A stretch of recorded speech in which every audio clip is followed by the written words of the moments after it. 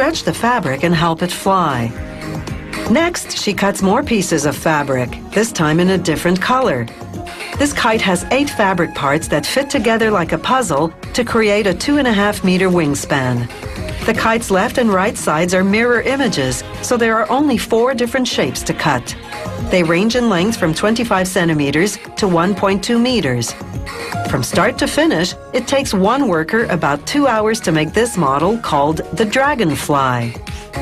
First, the kite maker sews the longest part, called the belly, to the other parts. She double stitches with heavy-duty nylon thread to help the kite withstand winds of up to 35 kilometers an hour.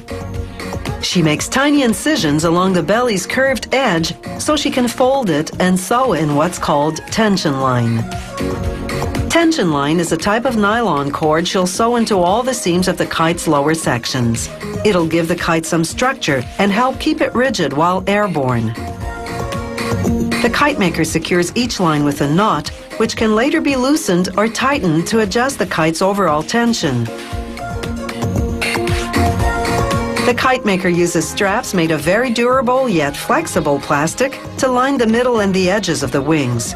The straps strengthen the kite, enabling it to survive crashes into trees and rocks. After all, what goes up must come down. Next, the kite maker sews a piece of leather called a fitting onto the plastic strap. It's made of leather to protect the kite's structural joints, such as the nose of the kite. It gets a leather patch as well. The kite maker uses a serrated saw to cut the 10 carbon rods to size. They're 6 millimeters in diameter and range in length from 18 to 81.5 centimeters. They form the kite's skeleton, and like bones, they're the most likely part of the kite to break in an accident. But if they do break, it's easy to replace them. A variety of molded plastic, rubber, and aluminum fittings serve a dual purpose. They join the rods together and keep them from falling out of their sleeves. Now the kite maker attaches a nylon cord called a bridle to the fitting that joins the rods on the wing's leading edge.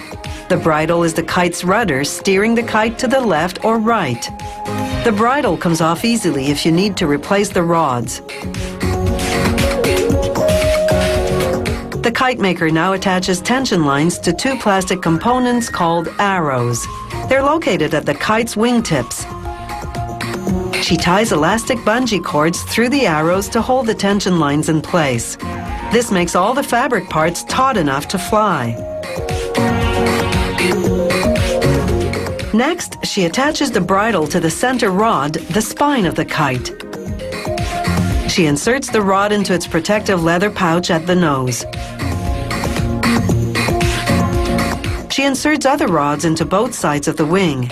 These give the wing its curved aerodynamic shape and help the kite stay aloft.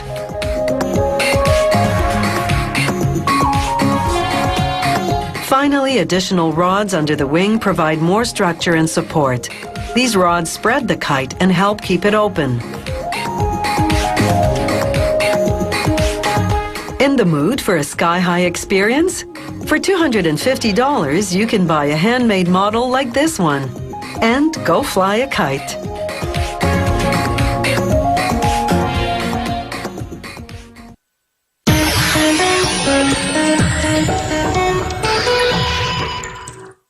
Eyeglasses don't merely correct vision, they're also a fashion statement. So much so that many of today's top clothing designers produce a line of eyeglass frames.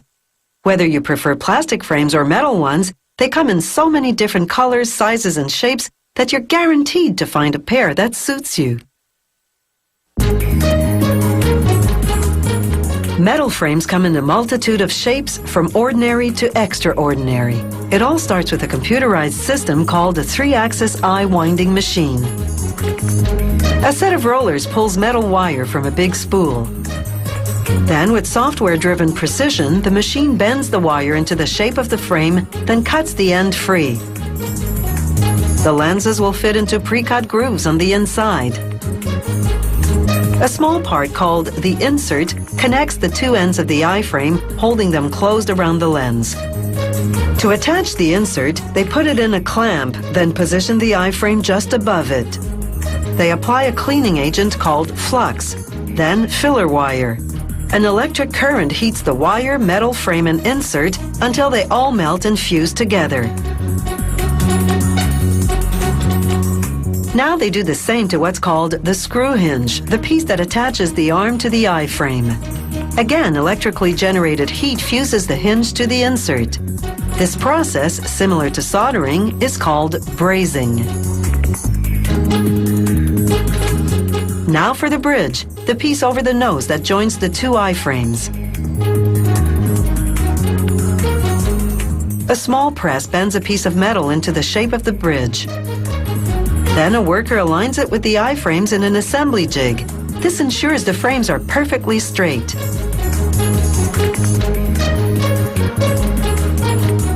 Brazing again melds everything together.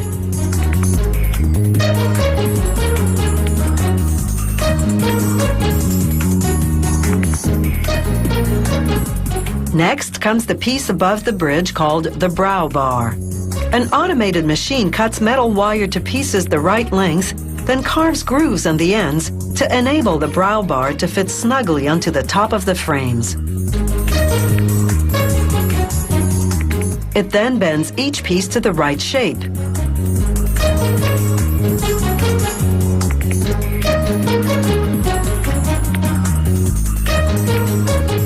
The brow bar now goes into position.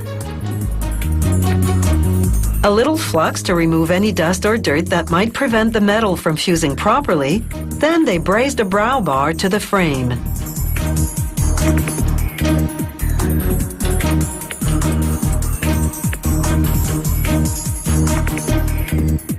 Now come little hooks called pad arms. They hold small pads under the bridge that cushion your nose. A worker fuses the pad arms to the frames using the same brazing process as before.